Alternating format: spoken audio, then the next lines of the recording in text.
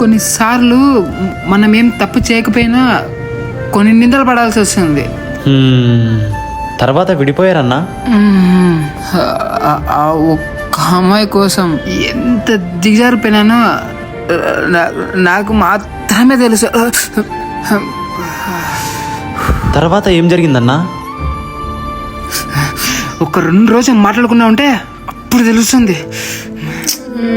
ఏమేం సత్య అంత చిరాగ్గా ఉన్నావు? అభి గురించి కృష్ణతో గొడవ అయింది. కృష్ణ చెప్పిన మాట కూడా వినొచ్చు కదా సత్య. హే ఏంది నువ్వు కూడా ఫ్రెండ్షిప్ చేయడం కూడా తప్ప? ఒకటి చెప్తా విను. ఫ్రెండ్ని లవర్ గా చూడొచ్చు, కానీ లవర్ ని ఎప్పుడు ఫ్రెండ్ గా చూడలేరు. ఏ అది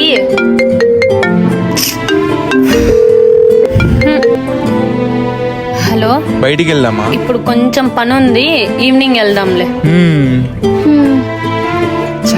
ఎందుకు సత్య నేను చెప్పిన మాట ఉండడం లేదు? అబ్బి, హే సత్య,